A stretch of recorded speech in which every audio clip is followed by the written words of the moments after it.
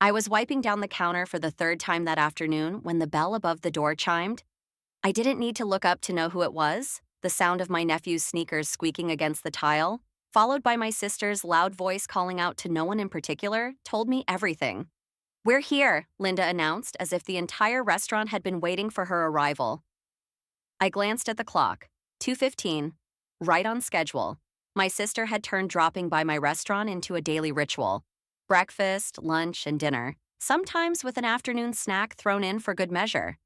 And not once, not in the 6 months since I'd opened Golden Bowl, had she paid for a single meal. "Auntie!" My nephew Marcus barreled toward the counter, his hand already reaching for the candy jar I kept for well-behaved children. He was 8 years old and had never once qualified for that candy through good behavior. "I want chicken nuggets and fries and a soda and—" "Marcus, honey, use your manners," Linda said absently, already scrolling through her phone. She didn't even look at him. Behind her, my brother-in-law Derek strolled in, wearing his usual expression of barely disguised contempt. The one that said he was doing me a favor by gracing my humble establishment with his presence. "Table for 3, Linda said to my hostess, as if she were a customer. As if she didn't come here every single day. As if this weren't my restaurant. Mai glanced at me. I gave her a subtle nod, and she led them to their usual table, the largest booth in the corner, the one I typically reserve for parties of 6 or more. The booth that took up valuable real estate during lunch rush, which we were still technically in. I watched them settle in, my hands moving automatically as I prepared a carry-out order for an actual paying customer. Marcus immediately started bouncing on the vinyl seats, his shoes leaving scuff marks I'd have to clean later. Linda spread out like she owned the place, purse on one seat, phone on the table, jacket draped over the back of the booth. Derek leaned back with his arms crossed, surveying my restaurant the way a food critic might examine a dive bar. In the corner, sitting alone at a small two-top, David Miller cut into his pork chop with precise movements. He'd been coming to Golden Bowl 3 times a week for the past 2 months, always ordering the lunch special, always leaving exactly 20% tip. He was quiet, methodical, and he had a way of watching everything without seeming to watch anything at all.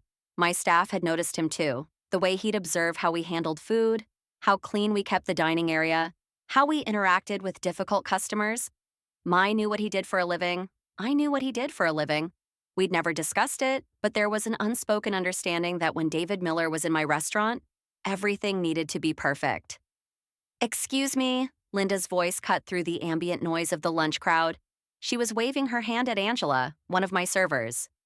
"We're ready to order." Angela approached with her notepad, her smile professional but strained. She'd served my sister enough times to know what was coming. "I'll have the pad thai, but make sure it's not too spicy. Last time, it was too spicy. And I want extra peanuts, but put them on the side. And the spring rolls, but can you make them fresh? I don't want ones that have been sitting around, and—" "The pad thai comes with a set spice level," Angela said carefully. "But I can ask the kitchen to make it mild."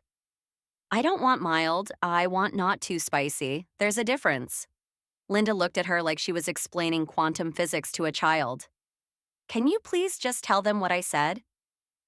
I felt my jaw tighten. From the corner of my eye, I saw David set down his fork, his attention shifting toward the conversation. "Mom, I want chicken nuggets."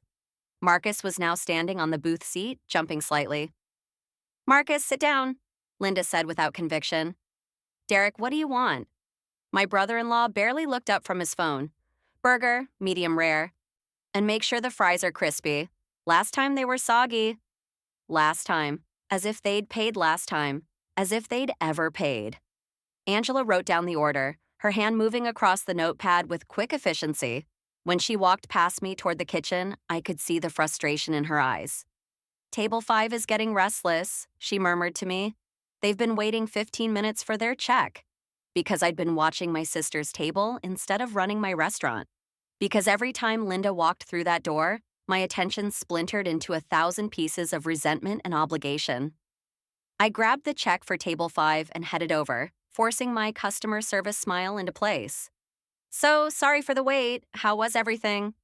"Delicious as always," the woman said warmly, handing me her credit card. "We'll definitely be back." Real customers, people who appreciated my food and paid for it, people who didn't treat my restaurant like their personal kitchen. By the time I returned to the counter, Marcus had escalated from bouncing to full on running between tables. He weaved through the dining area like it was a playground, his voice echoing off the walls. Marcus, inside voice, Linda called out, but she was laughing, as if his behavior was charming rather than disruptive.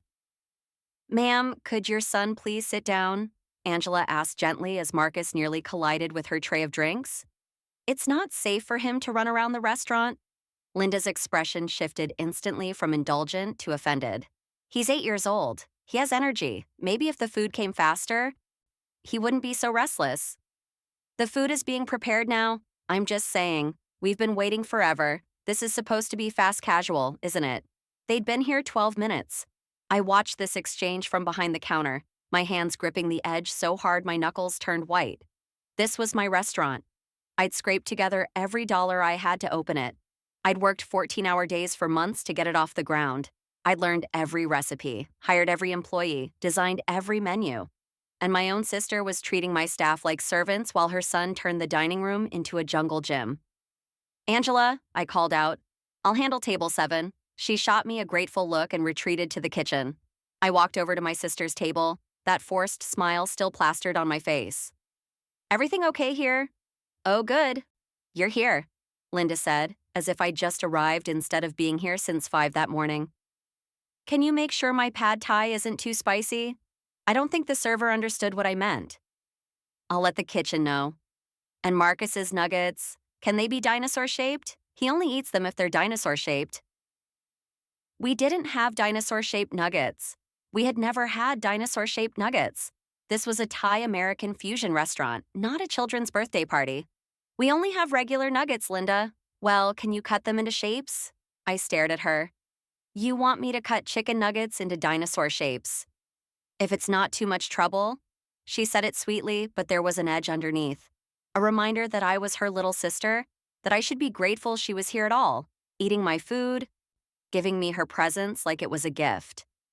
Derek snorted. This place is only good because it's close to the house, anyway. No offense. Every part of that sentence was offensive. The food here is fine for what it is, he continued, still scrolling through his phone. Small business, nothing fancy. We're not exactly talking Michelin star. I felt heat rising in my chest, spreading through my veins. Fine for what it is. Small business. As if he'd ever built anything in his life. As if he didn't work a corporate job managing other people's money while I was here at dawn every morning, prep cooking rice and marinating meat and making sure every dish that left my kitchen was perfect. I'll check on your order, I said, my voice tight. As I walked away, I heard Linda stage whisper to Derek, She's so sensitive lately. I don't know what's wrong with her. What's wrong with me? What's wrong with me is that you've been eating here every single day for 6 months and haven't paid for a single meal. What's wrong with me is that you treat my staff like they're beneath you. What's wrong with me is that I'm tired of smiling through this. In the kitchen, our line cook Luis looked up from the wok. They here again? Every day, I muttered. Like clockwork. You should charge them. If only it were that simple. But Linda was family. And family, according to my parents, meant something different than it meant to everyone else. It meant obligation without reciprocity. It meant giving without receiving. It meant letting your older sister walk all over you because that's what good daughters do. I thought about the conversation I'd had with my mother last week, when I'd tried to bring up Linda's daily visits. She's your sister, Mom had said firmly. Family helps family. Don't be selfish. Selfish. I was being selfish for wanting my sister to pay for her food. I was being selfish for working myself to exhaustion while she coasted on my generosity. The memory that followed was sharper, more painful. 2 years ago, when I told my family I was opening a restaurant, Linda had laughed. Actually laughed. A restaurant? You? She'd looked at me like I'd announced I was joining the circus. You're going to fail. Do you know how many restaurants close in the first year? You don't have business experience. You barely finished college. This is a terrible idea. I'd opened anyway, and I'd succeeded. And she'd been here every single day since, eating the food she'd been so sure I couldn't make. in the restaurant she'd been so sure would fail.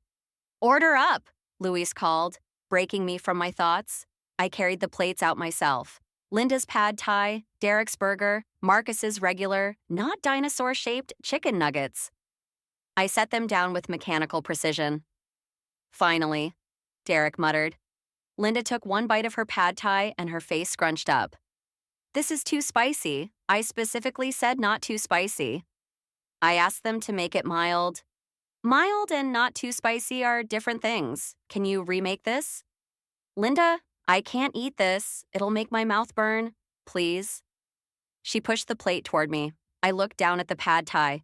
It was barely spiced at all. I'd watched Luis make it.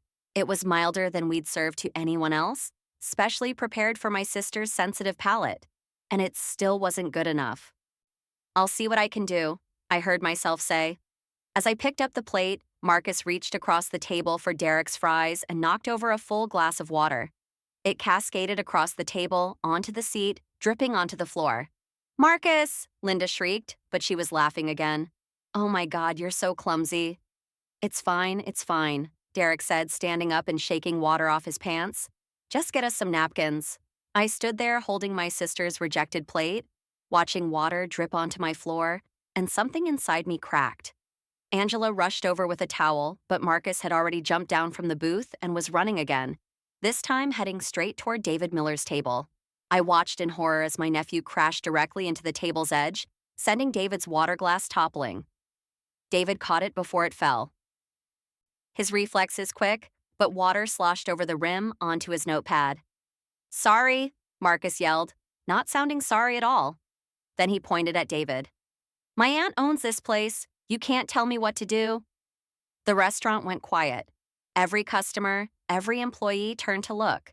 David carefully set down his glass. He pulled a napkin from the dispenser and blotted his notepad with methodical patience. Then he looked at Marcus, and when he spoke, his voice was calm but carried across the entire dining room. Son, you need to sit down. You're not my dad. Marcus, come here, Linda called, but there was no real authority in her voice. Marcus ignored her, still standing at David's table.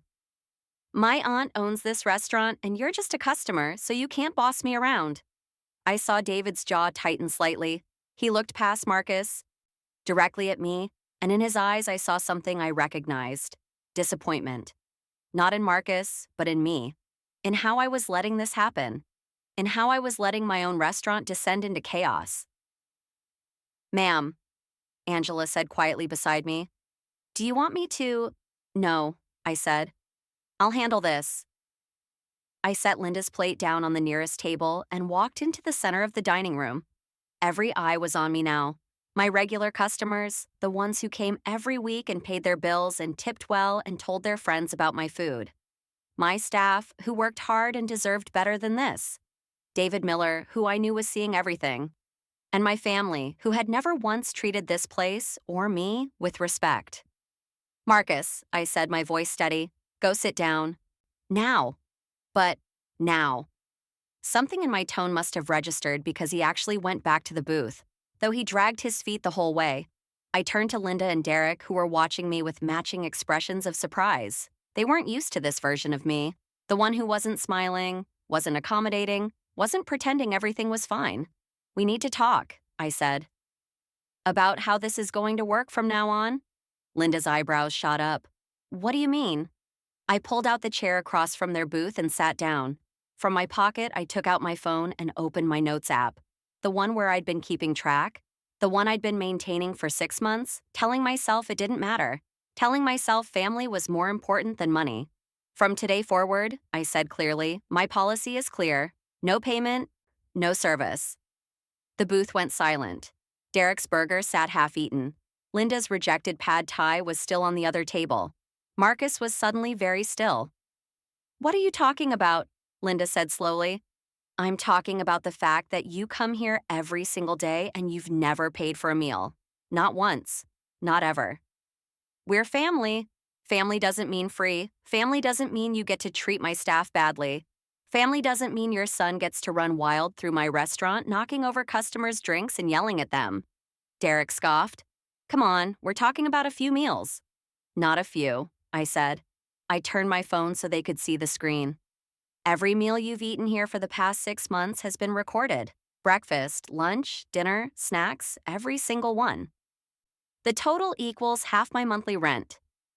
I watched the color drain from Linda's face as she saw the numbers, saw the dates, saw the itemized list of every dish, every drink, every appetizer they'd consumed. You've been keeping track? Her voice was shrill. You've been counting money with your own sister? Someone had to. Around us, I could hear the whispers starting. Other customers leaning in, listening. This was probably the most entertainment they'd had at lunch all month. Derek tried to recover his composure. It's just a few meals. Don't be dramatic. If it's just a few meals, I said evenly, then why have you never paid for a single one? Because we're family. Linda slammed her hand on the table. Family helps each other. We support you by coming here. By being loyal customers. Loyal customers pay their bills. I can't believe you're doing this. I can't believe you're embarrassing us like this in public. You embarrassed yourself. I cut her off. Every day you walk in here acting like you own the place. You snap at my staff. You send back food that's perfectly fine. You let your son treat this restaurant like a playground. And you've never, not once, shown an ounce of gratitude or respect. After everything we've done for you, what? I leaned forward. What exactly have you done for me? When I told everyone I was opening this restaurant, you laughed in my face.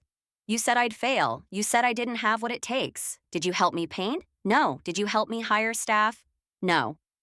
Did you help me develop the menu or design the logo or apply for permits or any of the 1,000 things I had to do to open this place?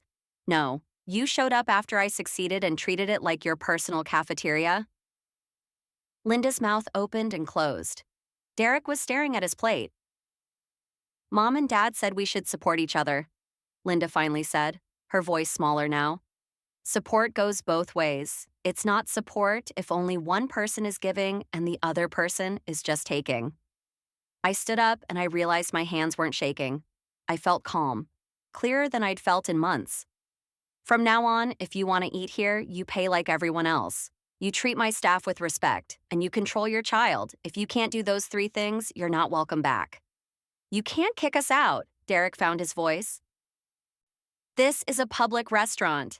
I'm the owner. I can refuse service to anyone. That's the law. Linda grabbed her purse, her face red. Fine, fine. We'll just go eat somewhere else. Somewhere where family actually matters. Perfect, I said. There's a McDonald's 2 blocks away. They have dinosaur nuggets. It was a low blow, but God, it felt good. They stood up, Marcus stumbling to keep up as Linda stormed toward the door. Derek threw a 20 on the table, barely enough to cover his burger, let alone the entire meal, and followed her. You're going to regret this, Linda shouted from the doorway.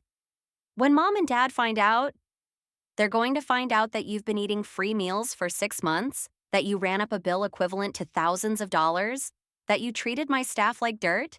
Yeah, I'm sure they'll be real proud of you. The door slammed behind them. The restaurant was absolutely silent. Then I heard a slow clap from the corner. David Miller was standing, his hands coming together in deliberate applause. Around the room, other customers joined in. My staff, Angela and Mai, and even Luis from the kitchen were clapping too. David walked over to me, and when he spoke, his voice carried that same quiet authority. I need to tell you something, he said. My heart sank. Here it comes, the violation, the citation. Whatever he'd seen today that was going to shut me down. I'm a health and safety inspector for the city, he continued, and I heard Linda's voice in my head. Small business, nothing fancy. And I wondered if this was karma for standing up to her. And I've been coming here for 2 months, watching how you run this place. I couldn't breathe. I've seen how clean your kitchen is, how well trained your staff is, how you handle difficult customers with patience and professionalism. He paused. Until today. And you know what? Today was the most professional thing I've seen you do. What? You set boundaries. You protected your staff. You stood up for your business. That's what a good owner does. He reached into his wallet and pulled out a business card. I'm giving you top marks on my report. Your restaurant is safe, well-managed, and frankly, the pad thai is the best in the city. even when you make it too mild. I felt tears prick my eyes. You knew the whole time that they were. I knew. His expression softened slightly. And I watched you handle it with more grace than they deserved. But grace has limits. Boundaries aren't cruel, they're necessary. He returned to his table, left a generous tip, and walked out. Slowly, the normal sounds of the restaurant resumed. Conversations picked back up. Angela squeezed my shoulder as she passed. Luis gave me a thumbs up from the kitchen window. I looked around at my restaurant, really looked at it, at the tables I'd chosen, the artwork I'd hung, the menu I'd created, at the customers who came here and paid and appreciated what I'd built, at the staff who worked hard every single day to make this place successful. This was mine. I'd built it, and I'd almost let my sister take it away from me, one free meal at a time. My phone buzzed. A text from my mother. Linda called, very upset, call me. I stared at the message. Then I typed back, at work? We'll call tonight, because I was at work. This was my job, my business, my dream, and it wasn't going to be derailed by family drama anymore. That evening, after we closed, I sat down with Angela and Mai and Luis. We ordered takeout from the Thai place down the street, the one owned by a woman who'd also immigrated, who'd also worked herself to exhaustion building something from nothing. So, Angela said, grinning, that was wild. That was necessary, Mai corrected. Luis raised his beer. To boundaries. We clinked our bottles together, and I felt something settle inside me. Relief, freedom, the weight of obligation lifting. My phone buzzed again. This time it was from a number I didn't recognize. Hi, my name is Jessica Chen. I was at your restaurant today during the incident. I run a food blog and I'd love to feature Golden Bowl. The way you handled that situation was incredible, and your food deserves more recognition. Interested? I read the message twice. Then I smiled and typed back, very interested. Maybe Linda had been right about one thing. Families should support each other. But she'd been wrong about who my real family was. It wasn't the people who shared my blood and treated me like a doormat. It was the people who showed up every day, who worked hard, who respected what we were building together. It was my staff, my loyal customers, even the city inspector who'd been quietly watching out for me. That was family, the kind you choose, the kind you earn. And I just learned the most important lesson of all. Kindness without boundaries isn't kindness. It's just a different kind of cruelty to yourself. I looked around my empty restaurant, at the chairs stacked on tables, at the clean floors and spotless kitchen. Tomorrow morning, I'd be back here at 5 a.m. prepping for the day. And for the first time in months, I'd be doing it without that knot of dread in my stomach, without wondering when the next confrontation would come. The bill had finally come due, and I'd paid it in the only currency that mattered, my self-respect.